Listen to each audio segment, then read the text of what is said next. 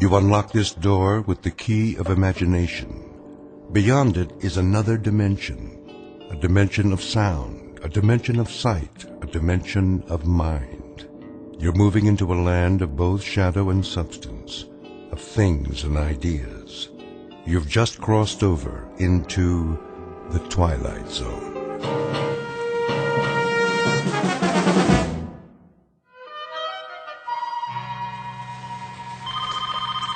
Education Toy Company. O'Brien? Yes, Mr. Judson. Where's my robot? Your robot, sir? The Space Invader robot for the Christmas catalog? I was just going over the blueprints. Well, I need it. Yes, sir. How does it look? The blueprints or the prototype? Both. All finished, are they? Oh, yes, definitely. It walks, it talks, it shoots death rays, just like Mr. Ford said it would. Then bring them to my office by the end of the day. We need to start production. No problem, sir.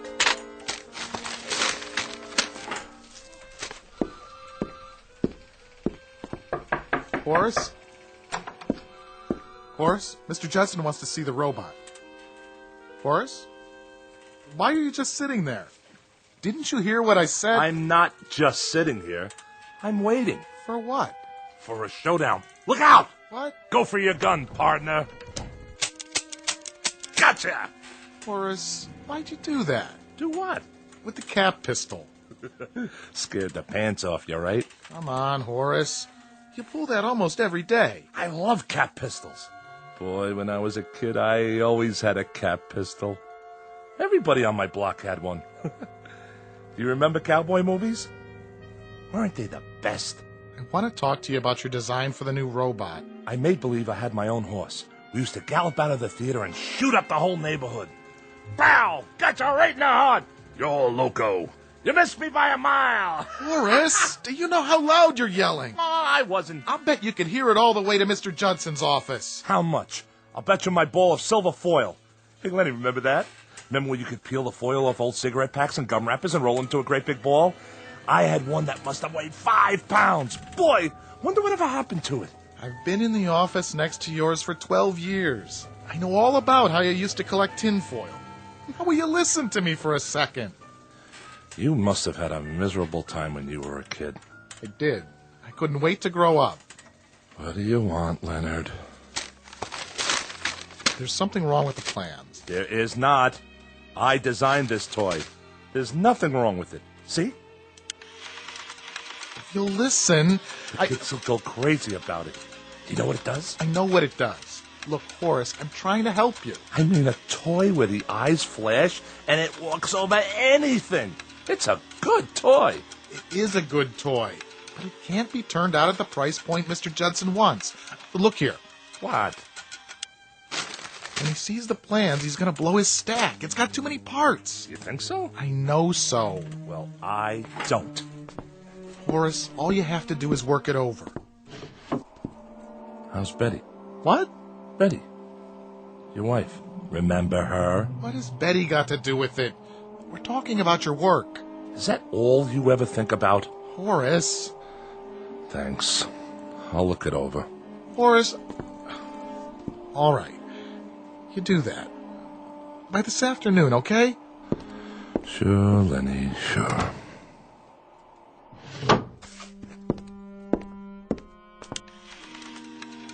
A great little toy, if you ask me. I would have loved to have this.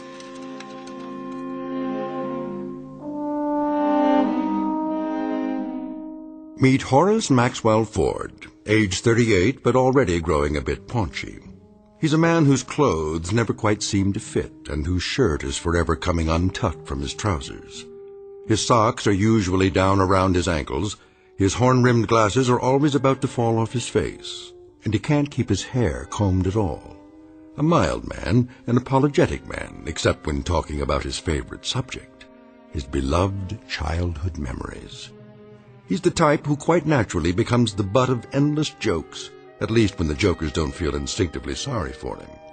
But were they wise enough, they would notice that there is a tragic quality about him as well. In just a moment, Horace Ford will come to understand what's tragic is not the fact that he's an inadequate man, but really an inadequate grown-up boy. A life-changing discovery. and one that could happen only in the Twilight Zone.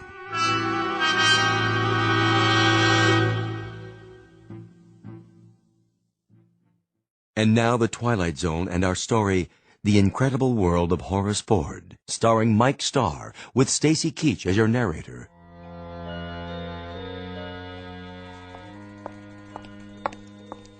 Leonard? Laura, come in. What's the matter? Here. I don't want Horace to see this. It's his birthday present. Len, would you take it with you so he doesn't see it lying around? Check. I'll bring it along Friday night. Thanks. So how are you? Oh, I'm exhausted. It is not easy to shop for that man. What'd you get him? The smoking jacket. I guess that means he's growing up. Betty and I got him a new gold chain for that pocket watch of his. Oh, and we got him a yo-yo, too, as a gag. Oh, that'll probably be his favorite present. You mind if I sit down? My feet are killing me. Please. So, the surprise party's all set for Friday? All set. What's the plan? Well, everybody's coming over to the place at 8. Horace thinks the two of us are going to a movie. I'll make him answer the door and sing happy birthday or something. He'll go right through the floor. Probably. Oh, what time is it? Late. Is he busy? Yeah. Well, I think he's worked late enough. Ford? Oh. Hi, Mr. Judson. What are you doing at the window? Nothing. Just thinking. Thinking? About what? I don't know. Toys?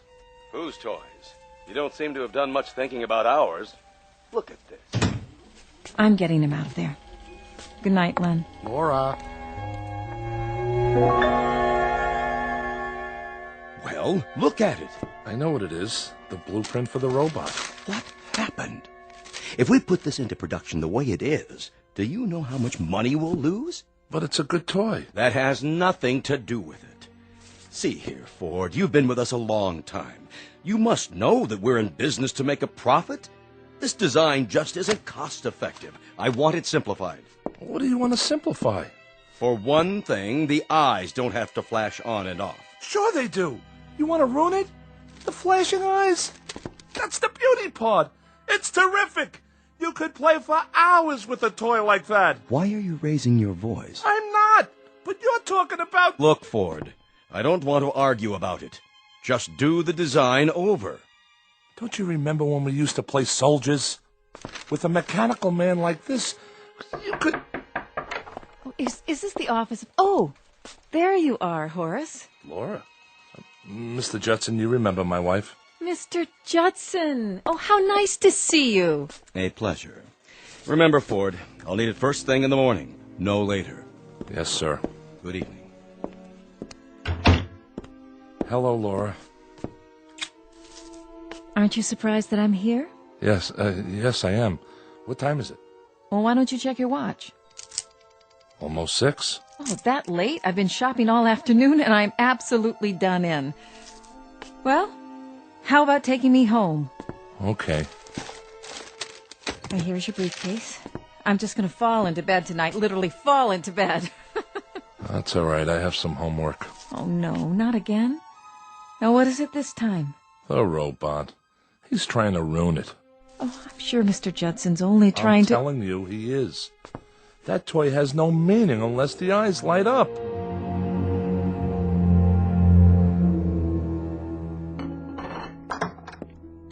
Hello, children. Mama. How's my boy? Fine. That's good. Are you hungry? A little.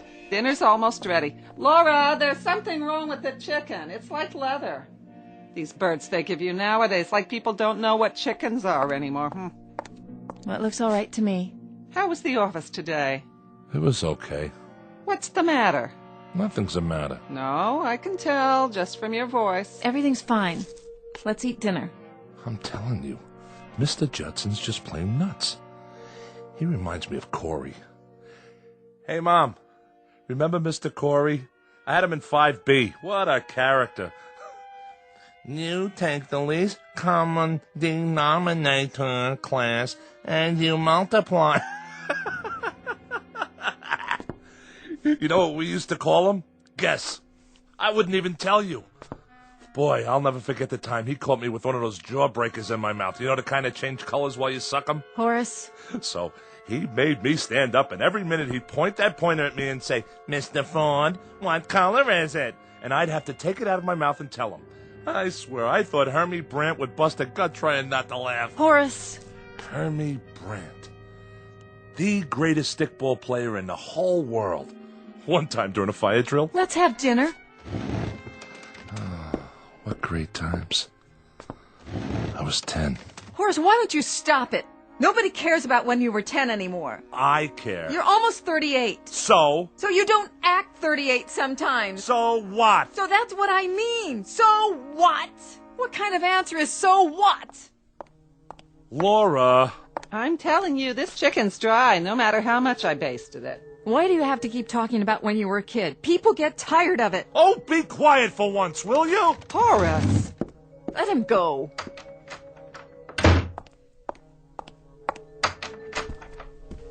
Horace? Horace, the chicken'll get cold. Oh, come on. Don't lie there on your bed. Eat a little. Laura didn't mean it. I'll cut you a leg and a second joint. Your favorites. You remember Hermie Brandt? No? How come you never remember anything about Randolph Street? Oh, it was a terrible place. We're in a good neighborhood now, in a nice apartment. Why do you have to always... What was terrible? Listen, I had the best times there. Like, remember when Pop used to give me an Indian rope burn? I mean, he didn't, but he pretended like he was going to. When you were a kid. Why don't you have kids of your own? Talk about them. Randolph Street. You know what I'm going to do? I'm going to go back there. Right now. Horace, we're having supper. I haven't been there since I was 11. Why shouldn't I? Horace, it's a dirty old street. What are you going to see? Stay home. Where are you going? So long. Horace, listen.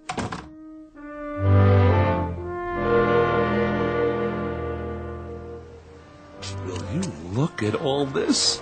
Frank on a roll, 3 cents. No thanks. Oh, excuse me, young folks. Bread and butter. Hey, which way you going, huh? Sorry. Hey, give me my ball. What? Oh, sure. Davy, you come home or you're gonna get smacked. Ring Alivio, caught. Ringalivio? My gosh, this late at night? What time is it? Vince, I yelled Vince. Did not. I didn't hear him. Me neither. I did too. What do you want from me? Wait, boys, don't I know you? Hurry up, Hermie. Hey, Hermie Brandt, come on. All right already, I'm coming. Hermie? Did he say Hermie?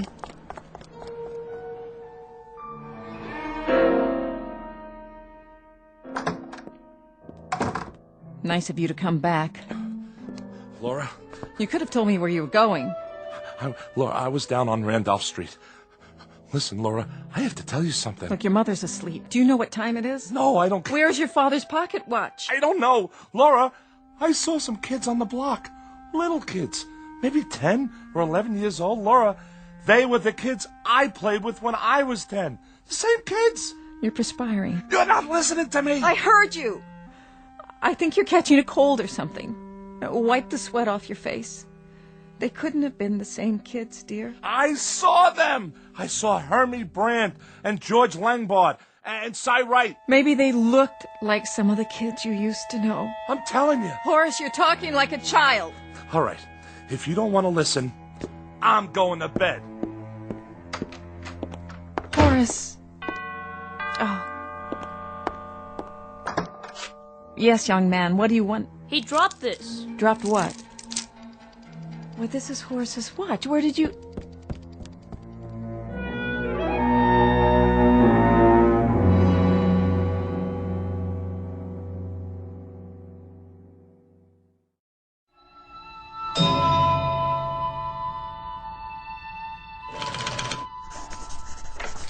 Mail, Mr. Ford. Oh, hi, Freddie. Just leave it over there. Ringalivio. Caught.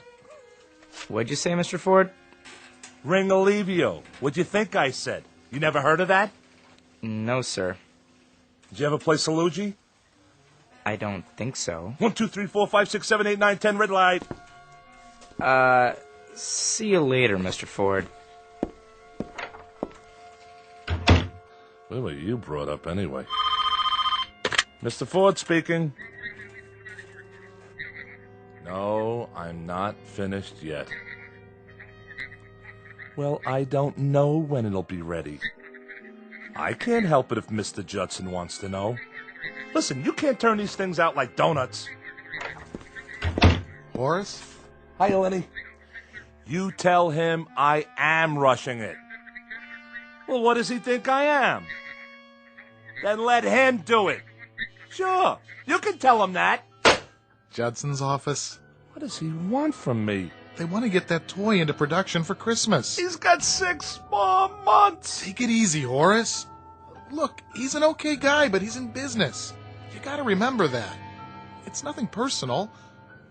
How's it coming? Now, don't you start on me. What's wrong? I'm not sure. I saw a kid last night. Were you ever on Randolph Street? I don't think so. Why? Randolph was my old street when I was a kid.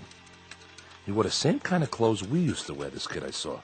Same shirt, same pants, same shoes. Kids don't dress that way anymore. So, you're not going to believe this, but I was walking on the street, and all of a sudden, I hear a kid yell, "Ringalivio!" That's a game we used to play. You know how it made me feel hearing that? I was a very good Ringalivio player. You have to be fast, and you need a lot of stamina. Boy, the running you have to do. First, we choose up sides. 1 potato, 2 potato, 3 potato, 4. Remember that? Then one side has to hide. Once I was hiding behind the grocery in the back where they keep all the cartons and all. Horace. So I fell asleep back there, and when I woke up, I took one look at my Mickey Mouse watch, and Mickey Mouse watch? My God, I haven't thought of that in 20 years. Remember when you had a Mickey Mouse watch? What a big deal that was? Anyway, I was telling you about last night. I was on Randolph Street for the first time. Look, Horace, I've got some work on my desk. I only wanted to tell you... I just stopped in to say hello. See you at lunch. Of course, we never had toys like this back then. Ford? Oh, Mr. Judson. I didn't see you there. I want to ask you something. What was the point of shouting at my secretary over the telephone? She was shouting at me! Aren't you happy with your job here? Yes, but... Look, Horace, you're a first-rate designer. You have value to this company, and for our good as well as yours, I don't want to see it dissipated. You've been behaving peculiarly. Is there something wrong, maybe at home? Excuse me, Mr. Judson. I'm trying to finish this redesign. And I'm not speaking just to hear the sound of my own voice. Do you understand what I'm saying? Perhaps I shouldn't have bothered.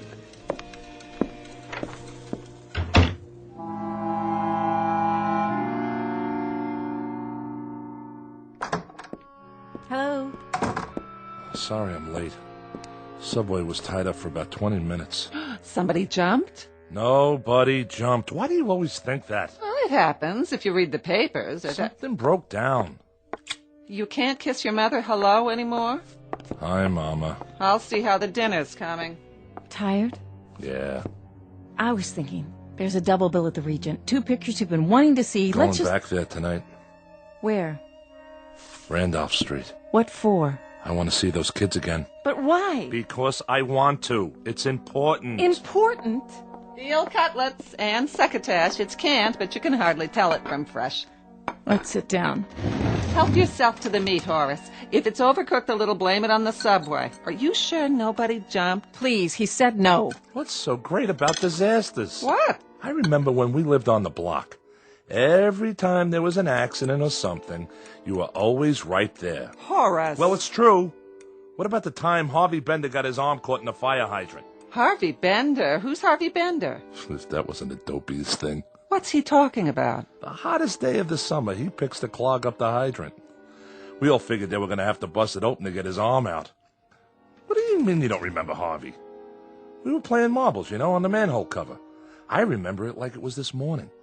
I got this big fat Puri, and I'm belting them out, cleaning up, when all of a sudden this nut says, Let's turn on the hydrant. I swear, he was the gooniest kid.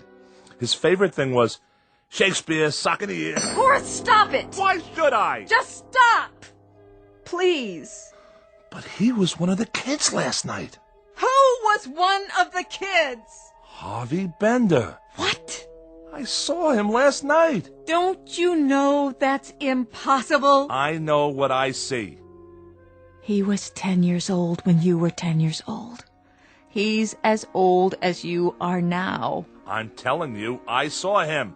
And George Langbart and Cy Wright. They're still kids. He's got a fever, I can tell. I have not got a fever. Mother, be quiet. Horace, sit down. Feel his head. Leave me alone. Listen, darling.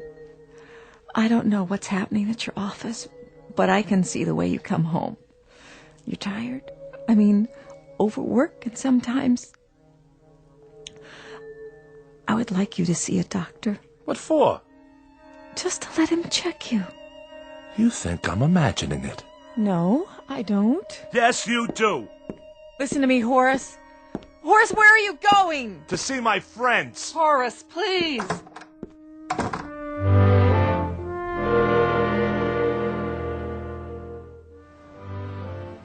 Will you look at all this? Frank on a roll, 3 cents. No, thanks. Oh, excuse me, young folks. Bread and butter.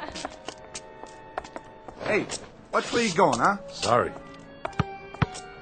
Hey, give me my ball. What? Oh, sure.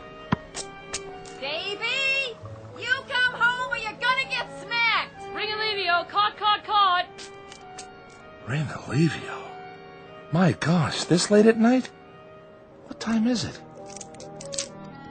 Spins, I spins. Did not. I didn't hear him. Me neither. I did too. What do you want from me? Wait, boys.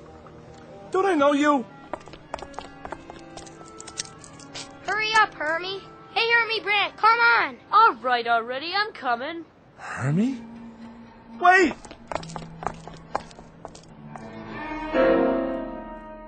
Hey, let's swipe some apples from the fruit stand. Hey, Nitsy. We each grab one. Next to Larry. Next to Larry.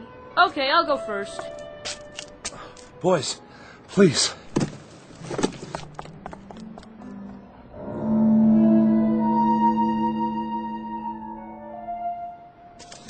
Some apples, huh? Ah, sour. Hey, what do you think about the big birthday party? He didn't even invite us. Can you believe it? Who are you talking about? Yeah, and I'm supposed to be his best friend. That stinks. We had to myrtleize him, right, Hermie? Boy, ain't how. Listen to me. I can explain. Come on. Let's get him. No. No!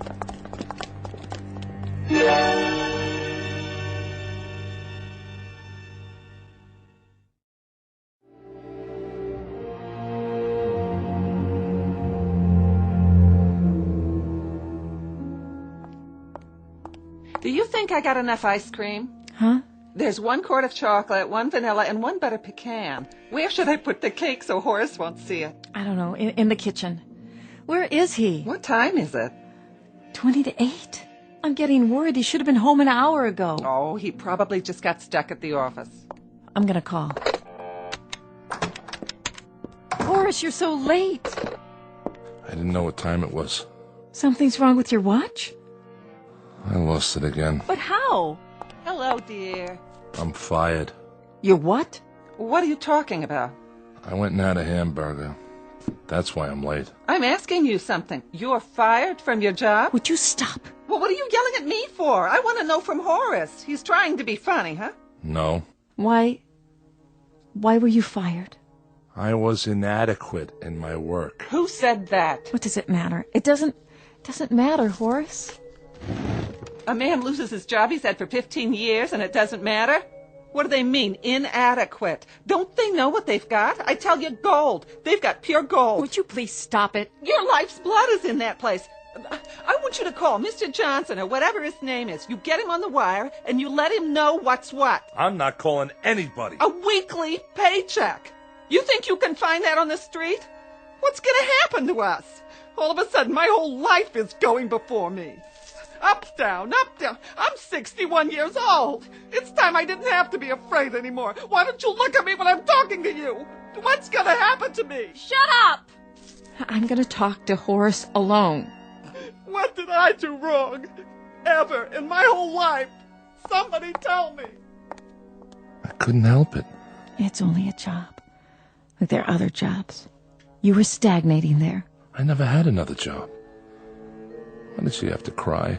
She's an old woman, Horace. That's always her first reaction to trouble.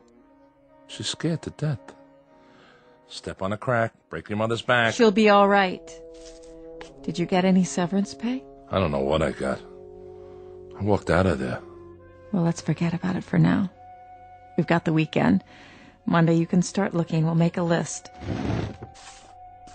I've got to support her, and you, and myself.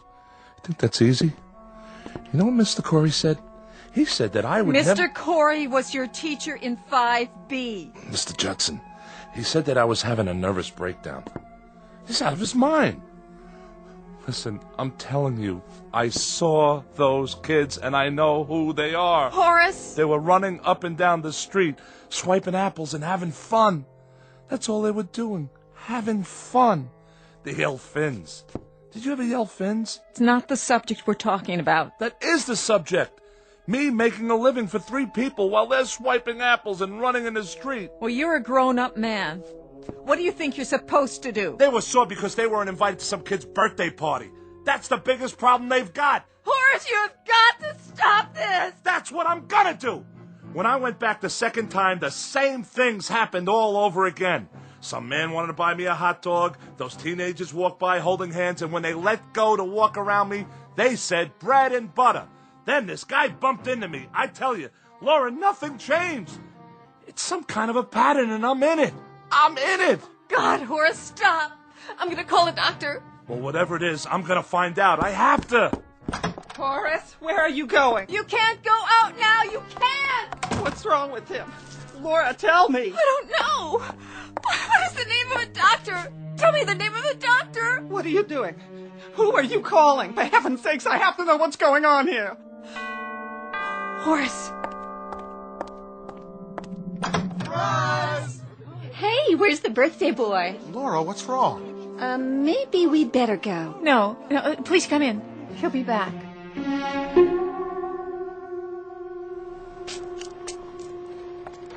Frank on a roll, 3 cents. No, thanks. Oh, excuse me, young folks. Bread and butter! Hey, what way you going, huh? Sorry. Hey, give me my ball. What? Oh, sure. Davy! You come home or you're gonna get smacked! Ring Alivio, cod. Ringalivio?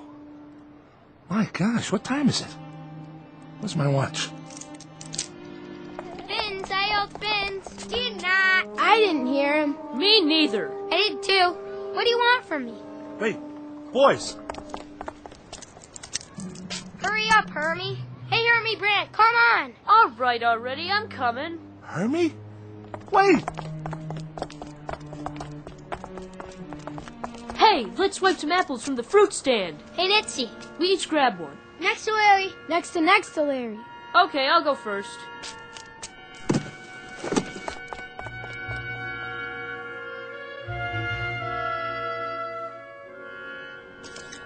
Some apples, huh? Sour. Hey, what do you think about the big birthday party? He didn't even invite us. Can you believe it? Who are you talking about? Yeah, and I'm supposed to be his best friend. That stinks. We had to myrtleize him, right, Hermie? Boy ain't how. Listen to me. I can explain. Come on. Let's get him. No. No!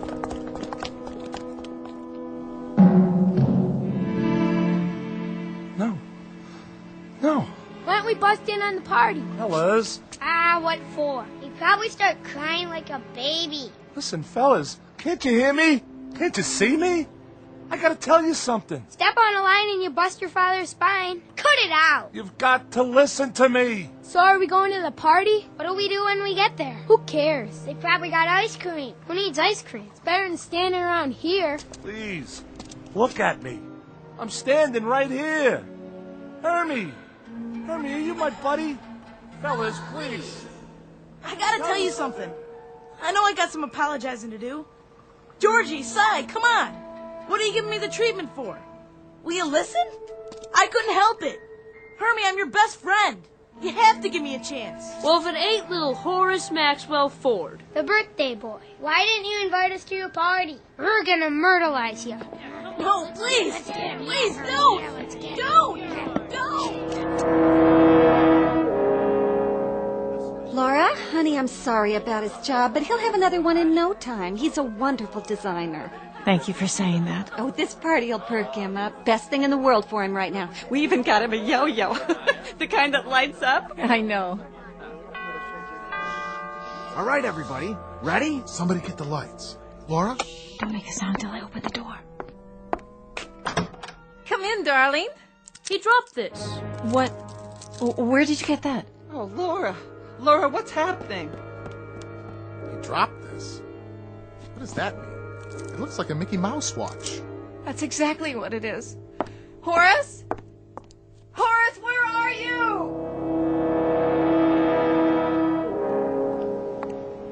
Horace? Somebody.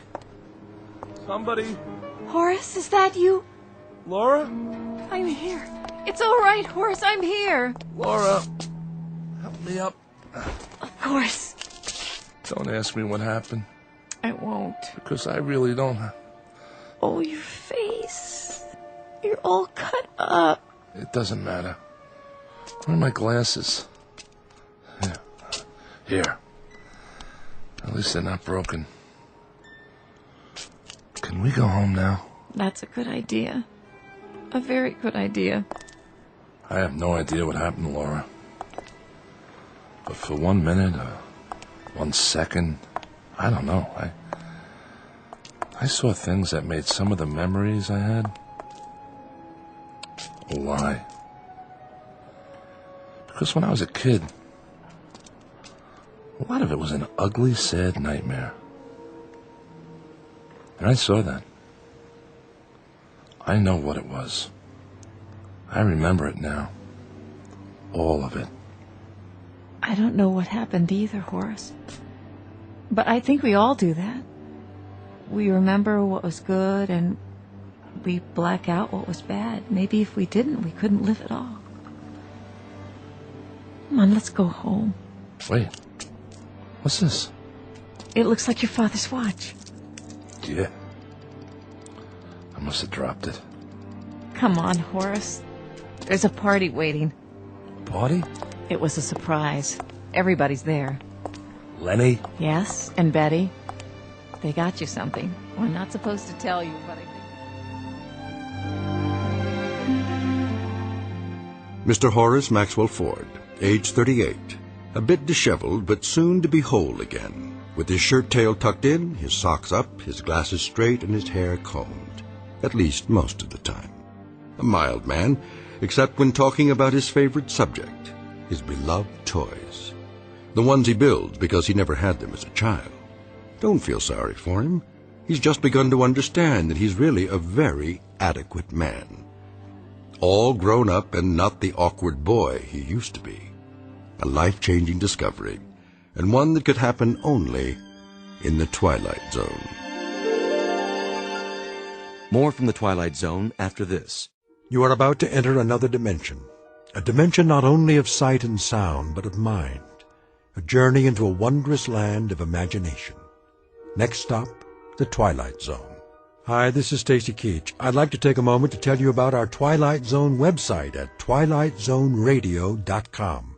At twilightzoneradio.com, you'll find the latest information on these Twilight Zone radio dramas, including behind-the-scenes photographs, plus the newest product releases, trivia contests, ways to contact us, other Twilight Zone-related info and merchandise, plus links to other fascinating websites. So make your next stop twilightzoneradio.com. Visit twilightzoneradio.com to purchase these Twilight Zone radio dramas on cassette and CD, or call toll-free 1-866-989-ZONE. That's 1-866-989-9663.